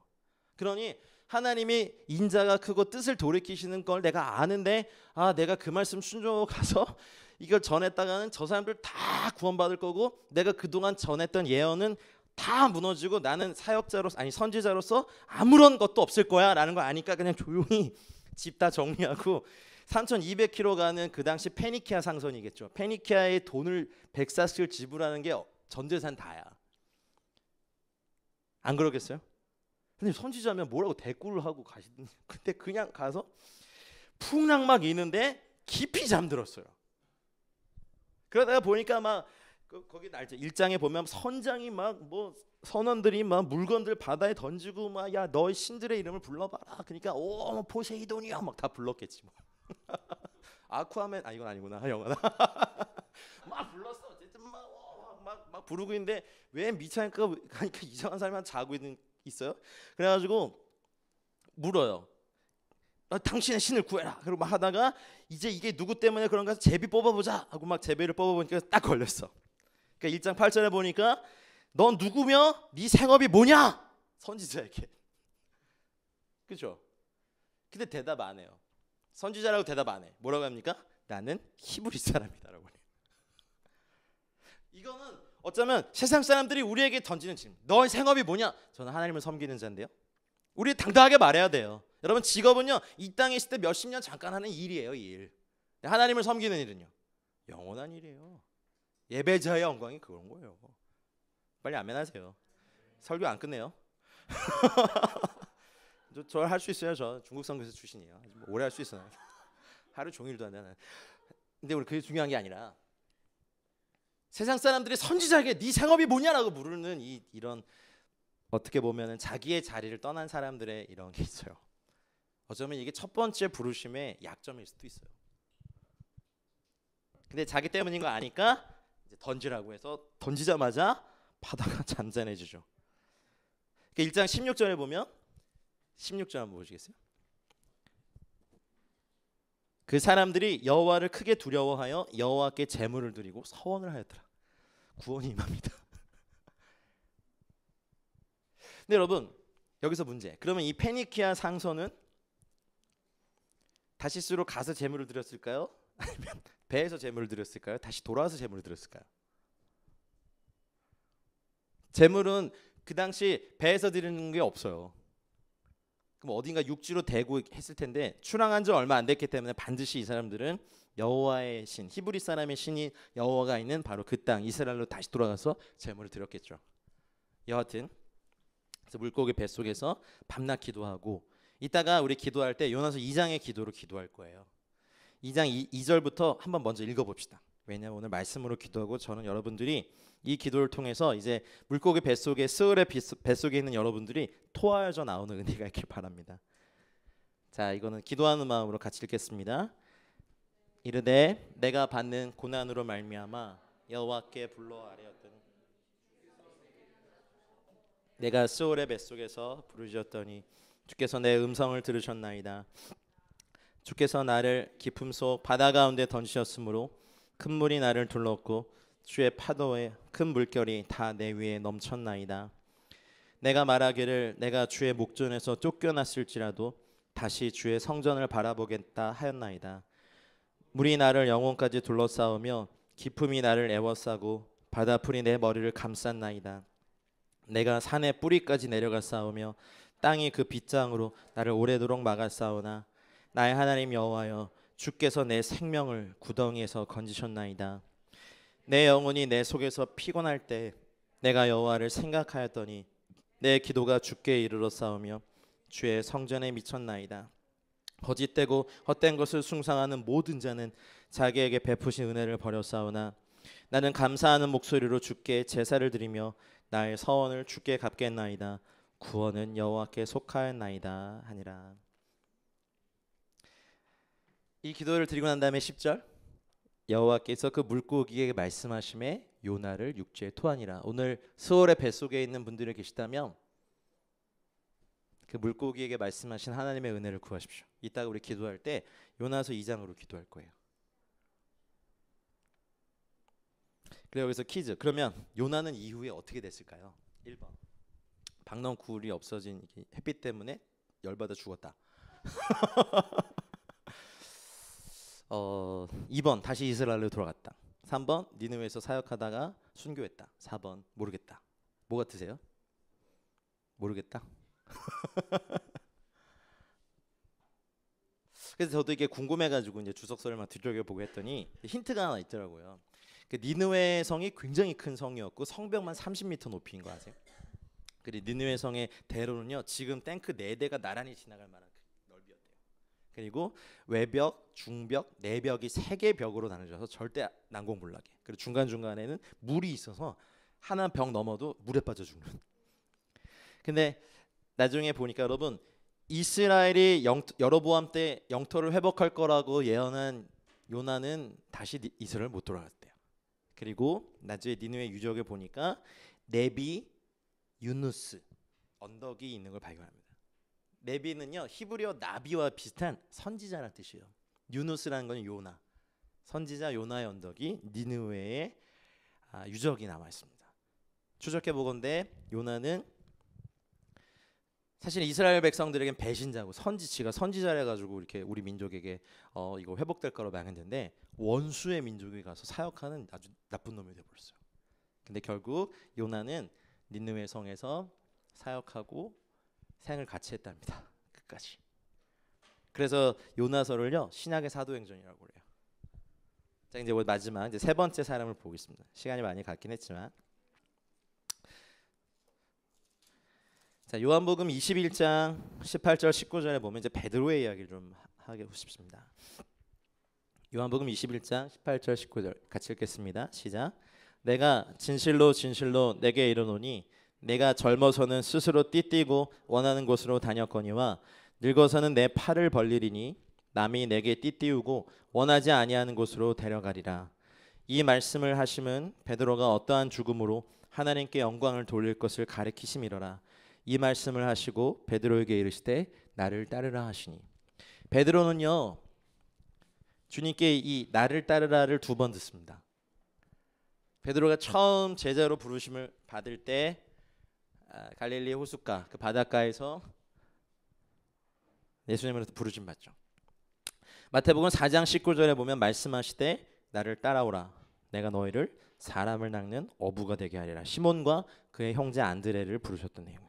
마가복음도 1장 16절 17절 18절에 보면 시몬과 그 형제 안드레를 보시고 바다에 금을 던지는 것을 보시니 나를 따라와라. 너희로 사람을 낚는 어부가 되게 하리라. 누가복음에서는 베드로의 장모, 열병을 앓고 있는 베드로의 장모에게 손을 얹어 고치시고 난 다음에 나중에 누가복음 5장 10절에 보면 이제 사람을 취하리라고 말씀하시는 부르심을 합니다. 이미 다 아시는 내용이지만 한번 거기서부터 한번 출발해 볼까 합니다. 근데요 요한복음에 보면요 베드로의 부르심의 자리가 달라요. 마태, 마가, 누가복음에는 갈릴리 그 바다에서 고기를 잡는 걸 보고 해변에 걸 보시고 부르셨는데 요한복음에 보면요 첫 번째 그 시몬 베드로가 예수님을 만났던 장면이 달라요. 예. 요한복음 1장 41절에 보면 그가 먼저 자기의 형제 시몬을 찾아 말하되 우리가 메시아를 만났다 하고 데리고 예수께로 오니 예수께서 보시고 이르되 내가 요한의 아들 시몬이니 장차 개바라 하리라. 첫 번째 만남이 여기에요. 근데 나중에 보면 이제 누가복음 5장 여기 요한복음이 이렇게 되고 난 다음에 이제 제자된 삶을 바로 얘기했지만 누가복음의 5장에 보면요, 또 물고기를 잡는 베드로의 배에 올라서 무리를 가르치는 장면이 나옵니다. 그리고 물고기를 굉장히 이제 그물이 찢어질 정도로 많이 잡히는 걸 보고 베드로가 누가복음 5장에 보면 주님께 벌쩍 엎드려서 주여 나를 떠나소서 나는 죄인입니다 이렇게 얘기하는 장면이 나옵니다. 왜 마태복음, 마가복음, 누가복음, 요한복음이 각기 베드로의 첫 번째 부르심의 자리를 이렇게 장면을 다르게 기록했을까요? 이유가 있어요. 이제 시기로 보면 요한복음의 그 시기가 먼저일 거예요. 왜냐하면 요한은 먼저 이렇게 만났던 사람이니까. 근데 왜 물고기가 많이 잡히는 걸 보고 베드로는 주여 나를 떠나소서 나는 죄인입니다라고 얘기했을까? 도대체 그 사이에 무슨 일이 있었기에? 베드로 장모의 열병을 고쳐주셨고, 그리고 무슨 이유였는데 이유인지는 모르지만 너는 장차 게바라 하리라 이름을 바꿔주신 다음에 베드로는 주님을 따른 게 아니라 고기를 잡고 있었단 말이에요. 요 사이에 도대체 무슨 일이 있었기에 베드로는 처음부터 첫 번째 부르심부터 이게 좀 달랐어요. 그리고 물고기 많이 잡힌 거랑 나는 죄인이다라고 뭔 상관일까? 요거 한번 질문을 던져봐야 돼요. 요 간격에 보면 마가복음 3장 6절 같은 데 보면요, 바리새인들이 나가서 헤롯 당과 함께 어떻게 하여 예수를 죽일까 의논하니라. 여러분, 바리새인들은 반로마, 헤롯 당은 친로마 성경이에요. 그러니까 지금으로 보면 우익과 좌익이, 보수와 진보가 같이 딱 합심한 게 있는데 예수를 죽이는 거. 그렇다면 예수님이 자기를 부르셨지만 내가 이름도 바꿔주셨지만 내가 예수를 따르는 것에 대한 부담감을 느끼고 그냥 평범한 소시민으로 그냥 장모가 있다는 건 결혼을 했다 안 했다? 결혼했다. 그러니까 가정이 있었겠죠. 그냥 나는 그냥 애 키우고 그냥 이렇게 살아야겠다라고 막 고기 잡고 있는데 굳이 많은 배 중에 베드로의 배에 딱 오르셔서 배를 띄워라 해가지고 무리를 막 가르치시다가 물고기 잡아 이때 잡았더니 막 찢어져요. 그러니까 부인할 수 없으니까 주님 제가 저의 이 소시민적인 삶을 위해서 주님의 부르심을 거부한 것에 대해서 철푸덕 엎드리면서 나는 죄인입니다라고 했겠죠. 네, 어쨌든 그렇습니다. 그래서 그때부터 이제 진짜로 주님을 쫓아다녀요. 근데 이 첫 번째 부르심과 아까 읽었던 요한복음 20장의 두 번째 부르심의 3년 반의 시간 동안요 너무 차이가 많이 나요. 신났죠. 첫 번째 부르심 해서 가보니까 막 풍랑을 잠잠케 하고 막 그렇죠. 거라사 지방의 광인들 막 고침 받고 소경의 눈을 뜨고 앉은 배가 일어나고 막 문둥병자가 나무를 입고 막 바리새인 사두개인이 막 순서대로 깨지고 심지어는 물고기가 막 동전을 통해서 세금 내게 하고 5,000명 먹이시고 나 이제 최고야. 내가 평생 주군으로 모실 거야. 하면서 이제 막 베드로의 그 특별한 다혈질의 기질상 쉽게 흥분하잖아요. 그리고 막 다 열심을 내죠. 그리고 막 꼭 그 빅3 안에 들었잖아요. 베드로와 야고보와 요한을 항상 데리고 다니셨어. 변화산에도 데리고 가시고 꼭 3명 데리고 다니면서 뭘 하시고. 그러니 나중에 이 베드로의 자기 의가 하늘을 찔러요. 주님이 이제 너희 나 배반할 거다 했을 때 꼭 베드로는 하지 말아야 될 얘기를 입으로 하여튼 매를 벌어요. 이 사람들 다 배반해도 저는 안 합니다. 그리고 내가 주님과 함께 옥에도 죽음에도 갈 각오가 돼 있습니까? 이거 누가 한 말이에요? 베드로가 한 말이에요. 근데 실패했어요. 베드로는. 마지막에 겟세마네 기도하실 때 다 디비 자고 있었죠. 정말 1시간도 기도 못하냐라고 할 때 그건 정말 1시간이거든요. 막 눈 막 뻘개갖고 막 이렇게. 근데 이제 막 대제사장의 종들과 이렇게 잡으러 오니까 칼을 빼가지고 말고의 귀를 치고 주님께 혼나고 잡혀갔는데 이게 아닌데 잡혀가요. 그래서 멀찍이 쫓아가다가 이제 그 유명한 사건 이제 오늘 얘기할 제사장의 뜰 멀찍이 이렇게 서서 불을 쬐고 있는데 한 여종이 당신도 그 사람이랑 한 사람입니다. 저주하죠 3번을. 저주해요. 이 여자요 내가 그걸 알지 못한다. 이게 누가복음 22장 57절. 이 사람아 난 아니야. 22장 58절. 22장 6절. 네가 무슨 말 하는지 모르겠어 라고 말하고 있을 때 닭이 곧 울더라. 혹시 누가복음 22장 61절 띄워주실래요? 3번을 부인하는 베드로의 약함. 근데 이걸 좀 보셔야 돼요. 누가복음 22장 61절 띄워주세요. 주께서 돌이켜 베드로를 보시니 이렇게 됐어요. 이게 굉장히 짧은 시간이지만요. 아직 예수님이 채찍에 맞기 전이시니까 아직 온전한 모습으로 실패하고 있는 베드로를 멀찍이 그 깊은 눈으로 바라보고 계시는 거예요. 여러분, 우리 인생에 주님의 시선이 여러분을 떠난 적이 단 한 번도 없습니다. 교회가 어려우신 일이 많이 있었다고 제가 들었어요. 여러분 또 개인적인 삶도. 근데 보세요. 3번이나 그를 저주하고 부인하는 그걸요, 주님은요 돌이켜 베드로를 보고 계셨어요. 영어로 보면요, The Lord turned and looked straight at Peter. 이렇게 턴하고 look straight 하면요, 이렇게 이제 이렇게 다 이렇게 그냥 이렇게 사팔로 이렇게 보시기 아니라 그 실패하는 그 3번의 모습을 주님의 깊은 눈으로 바라보고 계셨어요. 이 순간에 영혼을 봤어요. 베드로가 주님과 눈이 마주쳤는지 제가 잘 모르겠어요. 주의 말씀 오늘 다 울기 전에 네가 3번 나를 부인하시 말씀이 생각났어요. 그리고 62절에 보면 밖에 나가서 심히 통곡하니라. 저는 이제 16살에 주님 인격적으로 만나고 17살에 이제 성령 세례를 받고 하여튼 그때 헌신하긴 했는데 중간에 좀 도망치고 다시 이제 돌아와서 어쩌면 저의 2번째 부르심이 이제 20대 중반에 다시 있었어요. 저 선교사로 이제 10대 때 헌신했다가 준비하다가 도망치고 막 사업하다가 20대 중반에 주님 다시 부르셨을 때 하여튼 열심히 했어요. 열심히 하고 막 준비도 하고 뭐 선교사로 나간다고 막 했는데 그 이후로 이제 거의 20년 동안 주님 풀타임 사역자로 섬겨오면서 베드로의 이런 모습이 저에게 너무나 많이 있었습니다. 그리고 심한 위기가 제 삶에 여러 번 왔을 때 나는 목사 안수를 왜 받았을까? 선교사 파송을 취소할 수는 없을까? 나 그냥 죄송합니다. 여러분의 삶이 뭐 그렇다는 게 아니라 그냥 직장인으로 살고 싶다. 너무 힘들다. 이런 정말 도망치고 싶었고 죽음의 처절한 어떤 수월의 뱃속과도 같은 곳에서 왜 없었겠어요, 저도. 그렇죠? 도대체 하나님 언제까지입니까? 단절, 거절, 절망, 고독. 요나가 뱃속에서 큰 물고기의 뱃속에서 기도드렸던 그 순간들. 다시 61절 다시 띄워주겠어요? 네, 이거요. 근데 주님이 저의 실패와 고독과 울음을 보고 계셨더라고요. 하나님이 단 한 번도 여러분에게 눈을 떼신 적이 없습니다. 물론 약해서 넘어질 때는 좀 괜찮아. 근데 의도적으로 내가 나 모른다고요. 그냥 그 누군데 저주받을지 뭐 이렇게까지 얘기한 베드로의 실패를 보고 계신 거예요. 밖에 나서 심히 통곡할 수밖에 없었던 베드로의 저 심령. 그리고 나중에 전승사를 읽어보면요, 베드로는요 정말 닭이 울 때마다 같이 울었대요. 얼마나 힘들었을까.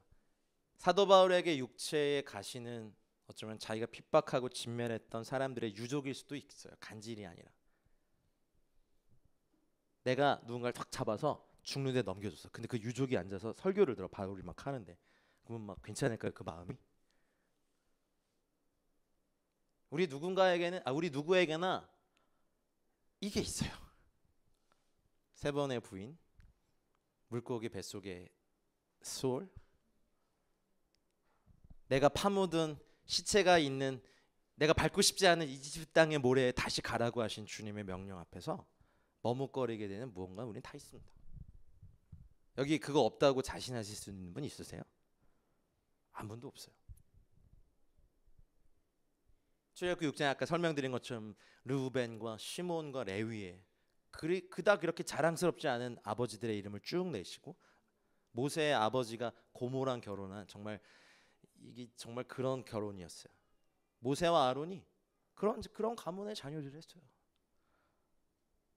근데 하나님이 쓰실 수 있는 사람들은요 그런 거 없어요. 이제는 우리 모두 다 그래요. 우리 가문 다 콩가루고요. 죄송합니다.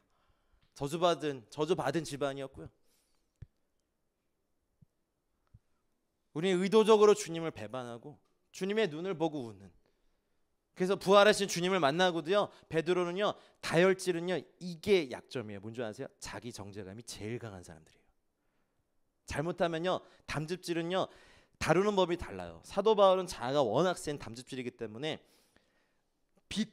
누구십니까? 네가 핍박한 예수다. 해가지고 눈을 멀어버리겠잖아요.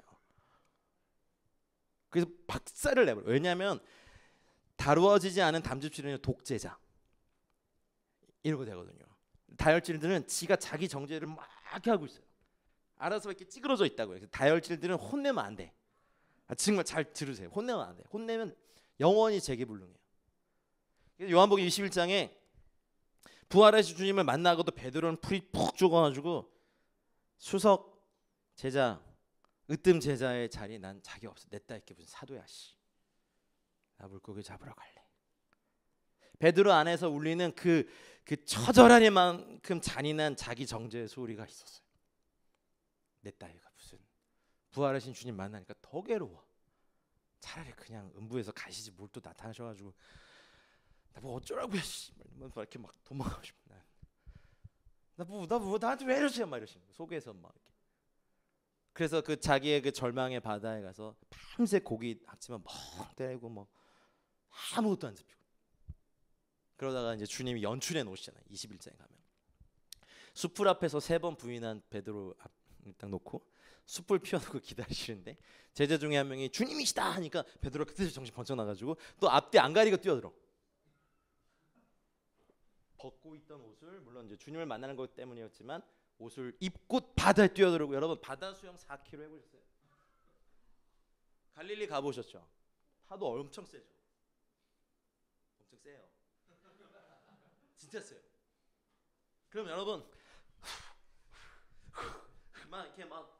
이렇게 들어가고 여기 막 물 들어가고 이거 뭐야 옷은 막 젖어가지고 막 축 처지고. 근데 그 4km의 그 스울 베드로에게 이게 스울이야. 내가 주님 만나야 산다. 내가 뭔지 모르지만 내가 저번 길 가야 된다는 막 간절함으로 막 이렇게 가고 있어. 막 숨은 가빠오고 막 밤새 일한 사람의 물론 체력이 좋겠지만 어부기 때문에 이게 그래요?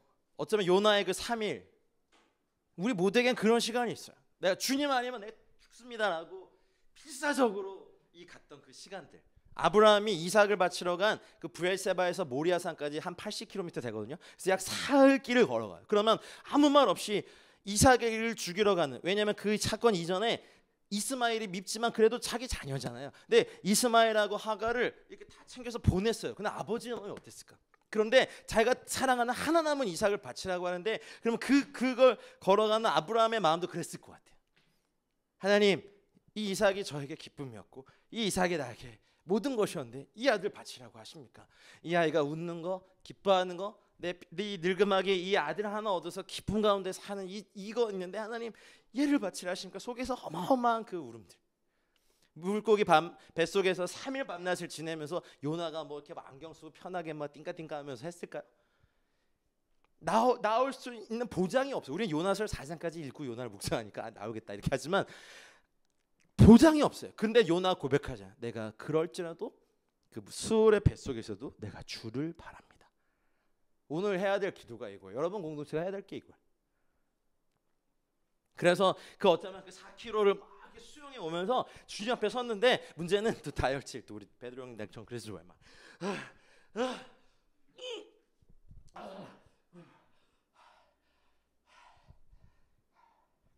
아무 말 못해.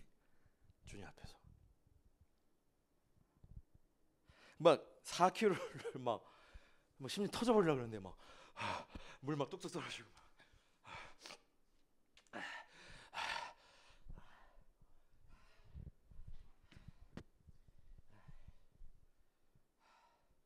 주님 아무 말 안 하지. 아무 말 안 해. 숲을 피워놓고 기다리고 그 깊은 눈으로 바라만 보죠. 너무 잔인하지 않아요, 주님? 아니 지금 웃자고 한 얘기가 아니라 내가 지금 여러분 지금 헤엄쳐왔어. 2번째 부르심에 순종해서 또 교회를 섬기고 있어요. 서로 공동체됨이 쉽지 않아. 여러분 개인적인 소명, 어쩌면 남편과 아내에 대한 헌신, 가정에 대한 아픔. 근데 주님 아무 말도 안 하셔. 조반 다 드실 때까지 아무 말도 안 해.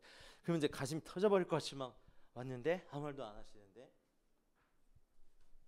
차라리 대가리 박아 씨발 이렇게 하는 것도 아니라 자기 정죄감에 이 묶임에서 벗어나지 못했던 베드로를 향하여 요한의 아들 시몬아 네가 날 사랑하느냐라고 묻죠. 근데 이제 뭐 대답해요. 네, 제가 주님 사랑하는 주님 아십니다. 이거 뭐 아가페의 사랑이다, 필레오의 사랑이다 이런 뭐 신학적인 해석이 있지만 저는 좀 이렇게 해석해 볼까요? 여러분 우리가 미숙함과 반역은 구분해야 돼요. 아이들이 걷지 못하는 아이가 있고 막 쓰러지는 때 있잖아요. 그건 자연스러운 거잖아요. 우리의 믿음이 처음부터 막 세계 선교를 감당할 만한 믿음 안 돼요. 그냥 너나 잘해 찌지라 뭐 이런 거 같은 거. 오히려 하나님 나라에 방해가 되는 것 같으니 마음에 들 때 물으시잖아요. 그 제가 여러분 이제 부모님들 계시니까 아시죠? 얼마 전에 성원이도 요즘 들어 이제 미술에 재미를 붙여가지고 저라고 그려왔는데 아무리 봐도 내가 아닌데 아빠잖아 딱 보면 모르겠는 거예요. 이제 칭찬해. 그렇구나 아빠구나 너무 잘했다라고 했으면 이게 왜 날까 이제 생각해보. 우리가 사역하는 거 그래요. 삐뚤빼뚤 그려놓고 이렇게 잘했잖아요. 더 잘하지 못한 것을 정죄하느냐. 근데 하나님이 야 이따 이렇게 그림이야. 그래서 막 앞에서 쫙 찢어. 시험 먹어. 다시 해와. 지금 사역이라고 이걸 지금 나한테 이러지 않으신다는 거잖아요. 우리가 아무리 사역을 잘해도 뭐 그분 앞에선 어린아이가 그린 그림일 수 있거든요. 그래서 그걸 회복하시는 거예요. 너는 소망 없는 위선자가 아니라 넌 날 사랑하는 자이지 않니? 요한의 아들 시몬아 네가 날 사랑하느냐?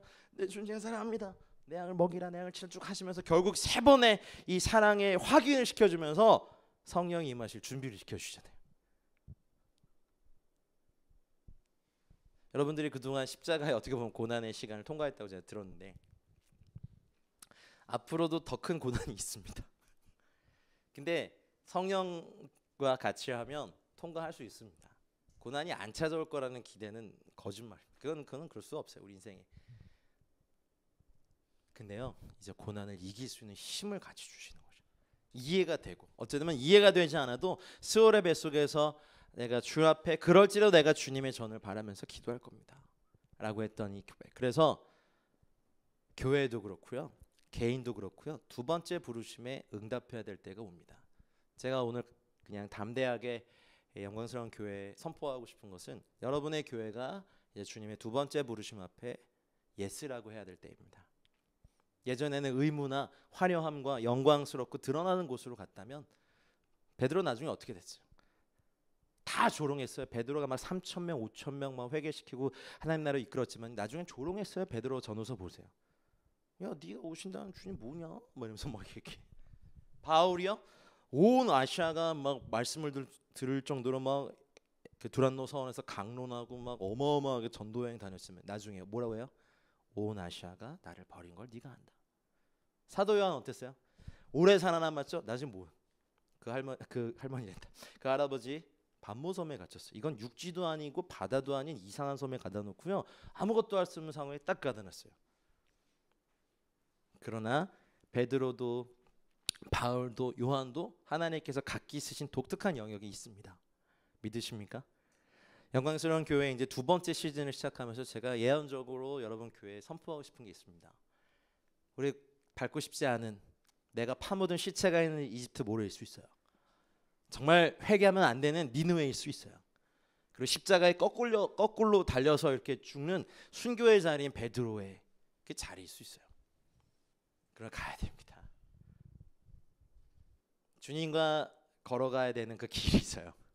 정말 내가 마주하기 싫은 내가 파묻은 시체가 있는 이집트 땅의 모래든지 정말 다 멸망해야 내가 예전에 했던 예언이 성취된 니느웨 사람들이든지 다 내가 전했던 사람, 내가 하나님께로 인도했던 사람들이 나의 가르침을 조롱하고 야 네가 전했던 금방 온다는 예수가 도대체 언제 오는 거냐 이렇게 했던 사람들이든지 사랑의 사도였던 사도 요한도 나중에 섬에 가둬놓고 근데 결국 섬에는 가둬놨지만 하늘은 못 가두잖아요.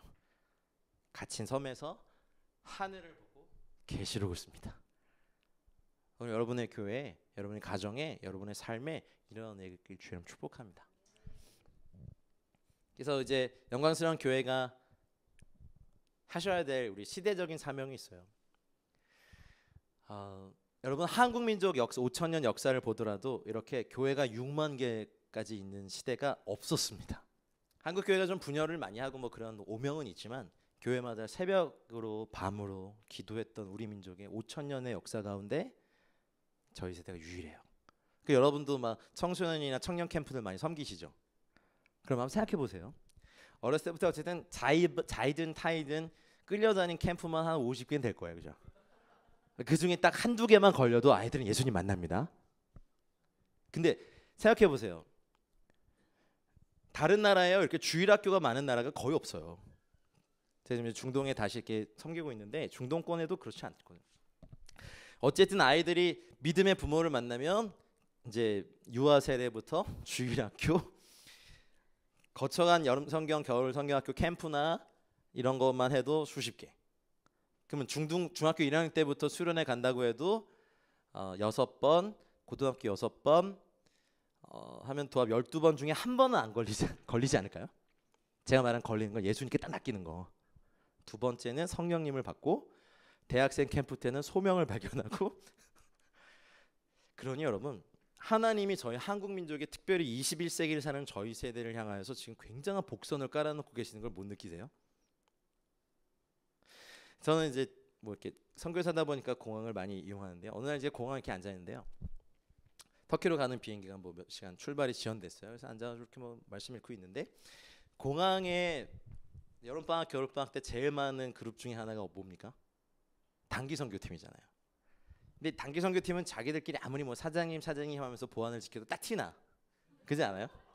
이렇게 뭐 이렇게 사장님 지나가 뭐 선교 가시나 보다.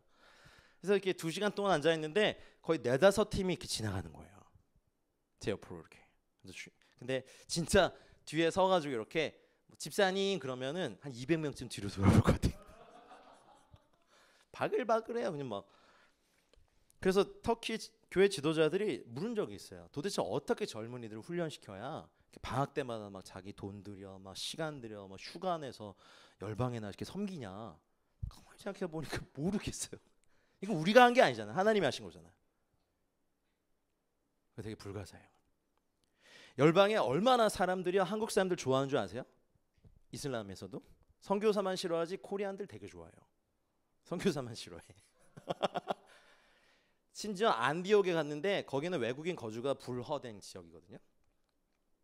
근데 한국어 학당에 미어 터져요. 전 관광객으로 위장한 선교사로 갔는데 방탄소년단을 전 거기서 처음 들었어요. BTS 그러는데 BTS가 무슨 극동방송이 방송 무슨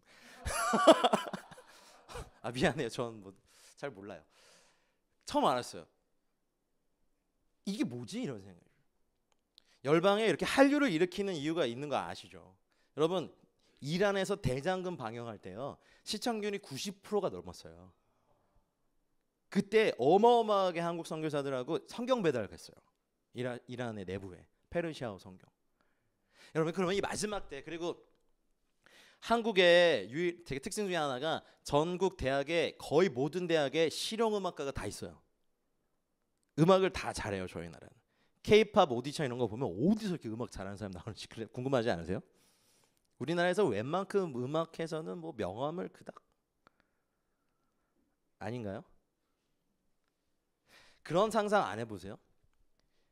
우리나라의 DNA가 풍류를 즐기고 뭐 이렇게 노세 이고 있는데 한라에서 백두까지 모든 우리 민족이 하나님을 알고 예배하는 이 한반도 전체가 예배의 불길로 타오르는 복선을 깔고 계신다는 생각 안 드세요? 그리고 전국에 아픈 역사도 있지만 전 세계에 한국 민족의 디아스포라가 180개 국가가 넘게 흩어져 있어요.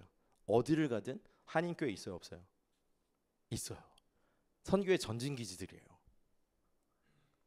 물론 저희 같은 뭐 35,000명의 선교사가 뛰고 있지만 저희들은 이제 겸손히 열방을 섬기면 더 많은 하나님의 사람들이 이런 걸 믿습니다. 저희는 리더 국가가 아니라 섬기는 나라라고 좀 믿어요. 저희가 리더가 됐으면요 기름 부음은요 거의 없어요. 근데 저희가 헬퍼나 서버로 들어가면요 이 기름 부음은요 폭발하더라고요. 그걸 알았어요. 아 우리는 하나님 나라의 미랄이구나. 근데 다 리더하려고 그러잖아요. 우리나라에서 유교를 빨리 깨야 돼. 그러니까 뭐 어디 변두리 조그만 데 있는데도 세계 제일 교회 막 이런 말. 유독 교회 이름에 제일이 많이 들어가고 센터 중앙 교회가 많이 들어간 나라 우리나라밖에 없어요. 유교 사상이. 잘 생각해 보세요.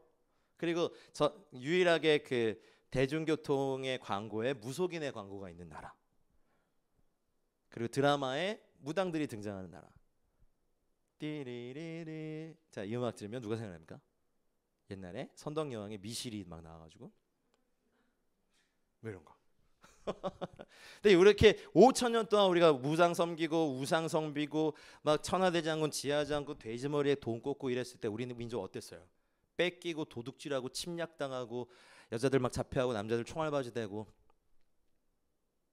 주님 복음 받아들여서 이렇게 된 지 불과 몇 년 안 돼요. 그러면 이제 우리 민족의 사명을 좀 얘기하고 마칠까요? 분명히 여러분의 교회가 그 아픔을 겪고 이제 두 번째 부르심의 메시지를 들어야 된다는 이유가 있으면 하나, 여러분은 이제 나만을 위한 교회가 아니에요. 좀 이상합니다. 그리고 통일된 한국의 이 신앙을 책임질 교회예요. 노예를 향하여서도 이스라엘의 군대라고 말씀하신 하나님의 안목이 오늘 여러분에게 있습니다. 우리 기름 목사님 여기 또 예배자들 남북한이 같이 부를 예배곡들을 만들어 주세요. 할렐루야. 북한 노래 뭐 하세요? 해방조선의 미친 춤바람, 이렇게 휘파람 이런 거 재밌더라고요. 막 그렇게 보니까 우리가 이런 또 주님을 찬양하는 노래를 평양에서 해야죠. 북한 사람 이렇게 춤추면서 좀 꿈을 꾸자고요. 철도 이어지고 뭐 지금 정권에 대해서 찬성도 있고 반대도 있는 거 알아요. 정치 얘기를 하고 싶지 않아요. 그러나 보수 정권도 쓰시고 진보 정권도 하나님의 분량 안에 쓰시는 걸 믿으셔야 됩니다. 이 민족은요 궁극적으로 복음 통일 외에는 답이 없어요. 경제 논리로 보는 거 그것도 말이 안 됩니다. 정치 논리도 그렇고요. 그리고 크리스찬들만이 믿음의 역사와 사랑의 수고와 소망의 인내를 할 수 있는 유일한 그룹이니까 여러분 준비하십시오. 제가 기도하다가 그걸 좀 보여주셨어요. 기도하는데 주님이 능력의 오른손으로 휴전선을 확 없애버리셔서 제가 막 기도하다가 우와 주님 속히 이루어 주십시오 하고 막 환호를 했는데 이렇게 하고 난 다음에 제일 먼저 북으로 막 어떤 집단이 막 올라가더라고요. 그래서 제가 와 하고 봤더니 땅투기꾼들이었어요. 두 번째 세 번째 올라가는 사람들도 그닥 좋은 사람들이 아니었어요. 진짜 이 피 묻은 복음들은 주님의 메신저들은 어디 있습니까? 라고 교회를 봤는데 다 자고 있어요. 주님의 눈물이 있더라고요. 여러분 깨어 일어나셔야 됩니다. 여러분의 교회가 이 기도와 말씀의 불을 유지하고 있어야 돼요. 저희가 부흥의 파도나 바람을 일으킬 수는 없어요. 하지만요 불씨를 유지하고 있으면요 하나님 바람 불게 하시고 기름 부으시면 여러분 대륙을 태울 수 있습니다. 시작의 불은 작습니다. 하지만 이 불꽃만 제발 유지해 주십시오. 나중에 교류가 시작되고 여러분의 교회에 한 20-30명 되신다면서요. 그럼 매주 새 신자가 오는데 북조선 문유 호위 총국 소속 인민무력부사나 뭐 이런 골수 분자들이 20명씩 매주 새 신자로 온다고 가정해 봅시다. 그러면은 어떻게든 1대1로 붙어가지고 복음을 전하고 예수님 전해야 되는데 어떻게 했어? 근데 그 다음 주에 그 소문을 듣고 40명이 와서 안내. 그 다음 주 80명이 오네 여기. 우리가 기도와 말씀과 성령의 불을 유지하고 있지 않으면요 그걸로 교회가 먹혀요. 아니 저는 우리 시대를 그래서 남한이 주도한 어떤 평화적인 통일을 해도요 이상하게 적화될 것 같아요. 그럼 이거를 깰 수 있는 유일한 게 뭔지 아세요? 하나님의 말씀과 성경밖에 없어요. 그래서 여러분이 여기에 부르심 받은 거예요. 교회가 음부의 권세를 어떻게 이깁니까? 우리가 어떻게 이겨요? 말씀과 성령이 역사하시도록 우리가 내어드릴 수밖에 없는 거예요. 여러분이 그 아픈 시간을 겪고 왔다면 이제 두 번째 부르심 앞에서 이거예요. 이제 말씀과 성령의 불을 서로 뜨겁게 사랑하는 피차 사랑의 불로 여기가 이글이글 타는 용광로가 돼서요 누가 돌아오든지 간에 여기 다 녹여져. 전직 무당 누님들 와서 막 이렇게 하다가 막 여기서 바뀌어야죠. 그 다음 주는 우리 박수무당 남자 무당들이 쫙 와가지고 북치다가 해가지고 이제 주님 만나고 그 다음 주는 이제 원불교 스님들이 다 와가지고 이거 아멘 안 하는 것 봐 이 나쁜 사람들. 여러분들끼리 사랑합니다 하고 싶죠? 웃기지 마세요. 여러분 안 그러세요. 이제 교회가 어딜 그래? 전투 부대를 주님 그냥 놔주실 거예요? 찾고 계신다는 거예요. 그런 사람들 보낼 거. 무속인들은 그럼 누가 구원해? 깨끗하고 뭐 교양 있고 뭐 그런 사람들만 전도해요? 어딜 그래요 교회가? 어딜 그러냐고요. 이제 영광스러운 교회 이름 그대로 하나님은 여러분을 반드시 군대로 보고 계시니까 이제 여러분의 교회에 어떤 사람을 여기 대구 뭐죠? 동성로인가? 거기에 막 이렇게 조폭들도 막 이렇게 깍두기들 쫙 와서 앉으면 예배하다가 주님 만나죠. 아니 여기 누가 와도 우리 하영이 곧 중학생 된다면 중학생 애들 막 이렇게 껌씩 와서 아저씨 뭐야 막 해도 아니 이 마지막 비전도 종족인 청소년들이 돌아오면 이제 끝이야. 안 그래요? 쟤네들은 어디 갔다 놔도 친구 다 먹고요. 쟤네들 바뀌면 우리 민족 완전 복음화 돼요. 남북한 청소년들이 하나 돼서 주님 찬양하고요. 쟤네들 할 수 있어요. 저희들은 막 가르치려고만 하지 쟤네들은 그냥 친구 먹잖아요. 그러니 여러분 준비해 주십시오. 이제 2019년 제가 감히 선포합니다. 그래도 오늘 권위를 주셨기 때문에 이전과는 다른 고도로 떠서 적들의 화살이 도달하지 못하는 고도로 독수리의 날개로 올라가셔서 날아가실 겁니다. 기류를 타고 성령의 바람을 타고 말씀의 체력을 기르십시오. 말씀을 읽는 것, 말씀을 먹는 것, 말씀을 암송하는 것, 말씀을 연구하는 것, 말씀으로 행하는 것, 말씀으로 기도하는 것. 여러분의 존재 하나에 세포 하나마다 다 말씀이 새겨지도록 그리고 그것에 성령의 기름이 부어지고 우리가 불꽃 삼아서 이제 대구뿐만 아니라 그건 멀리 보는 일이지만 이제 우리 자체적으로 이 일을 시작하고 두 번째 부르심에 순종한다면 이제 영광스러운 교회 2019년도는 하나님의 말씀 앞에 또 성령의 바람을 타고 날아갈 수 있으실 겁니다.